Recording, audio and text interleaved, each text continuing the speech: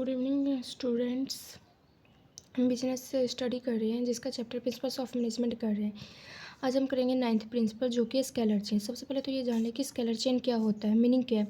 Formal line of authority and communication which moves from highest to the lowest ranks in a straight line.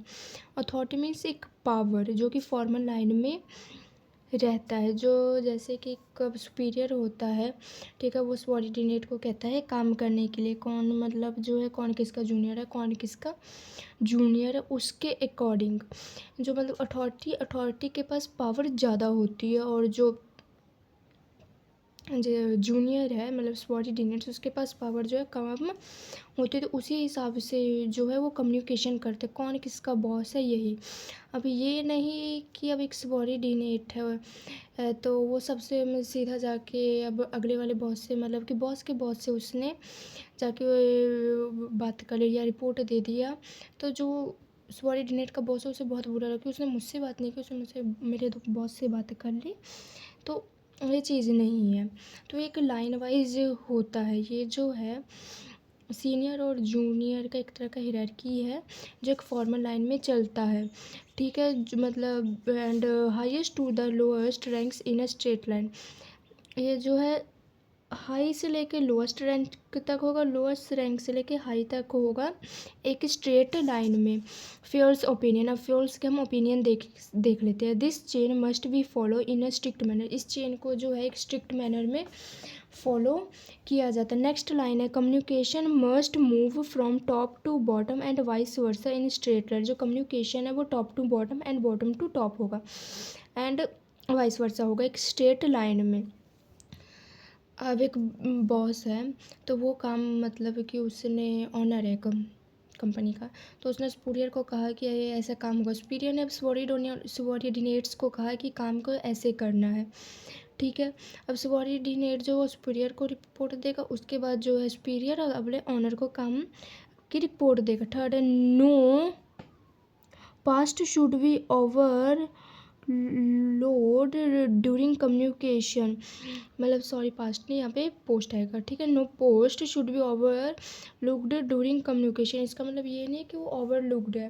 अब जो है जो काम कर रहा है वो बॉस के बॉस से बात कर ले, नहीं, वो पहले अपने बॉस से करेगा, वो फिर बॉस जो है वो अपने बॉस से करेगा, ठीक है। वो सीधा जाके ऐसे बॉस के बॉस से बात नहीं कर सकता, ये नहीं तो ये ओवर लुकड हो जाएगा, ठीक है। फिर उसने कहा है ये एक चैनी लेदर है। He has explained his principle with the help of a ladder और डबल चेन, मतलब इस पर वो कहा है कि इस प्रिंसिपल को जो है एक लेदर और डबल चेन के हेल्प से एक्सप्लेन किया जाता है। तो जैसे देखो इस पर ए ऑनर है, इसने तो डिवाइड कर दिया बी और एफ को, ठीक है। तो ए जो है बी को काम देगा, बी सी को, सी डी को, डी ई को, ठीक है, वो ऑर्डर देगा। अब उसके बाद ए जो एफ को ऑर्डर देगा, एफ जी को, जी एच को, एच जो है आई को देगा। उसके बाद ई जो है वो डी को रिपोर्ट देगा, डी सी को रिपोर्ट देगा, सी बी को रिपोर्ट देगा, ए बी जो है वो ए को रिपोर्ट देगा, आई जो है वो एच को रिपोर्ट देगा, एच जो है जी को रिपोर्ट देगा, जी जो है एफ को देगा, एफ जो है ए को ऑर्डर देगा। इसका मतलब ठीक है, वो सीधा जो ई है सीधा जाके ए को रिपोर्ट नहीं दे, आई जो है वो भी सीधा जाके ए को रिपोर्ट नहीं दे सकता। तो अब ये जो है डी सी जो है वो एच को रिपोर्ट देता है, ठीक है। एक तरह का गैंग प्लैंक हो गया, जो कि वो क्योंकि दोनों एक ही जगह पे सेम ही जगह पे काम करते से जो दोनों की जो पोस्ट है वो सेम है, लेकिन ऐसा वो नहीं कर सकता, क्योंकि अगर वो कहेगा अपनी मर्ज़ी से कि रूल और रेगुलेशन में लाइन वाइज नहीं चलेगा तो वो इस पर से कईयों को वो रिपोर्ट दे पाएंगे, कईयों तक वो मतलब जो है रिपोर्ट नहीं पहुंच पाएगी, जो भी रिपोर्ट सेंड ऑर्डर होगा।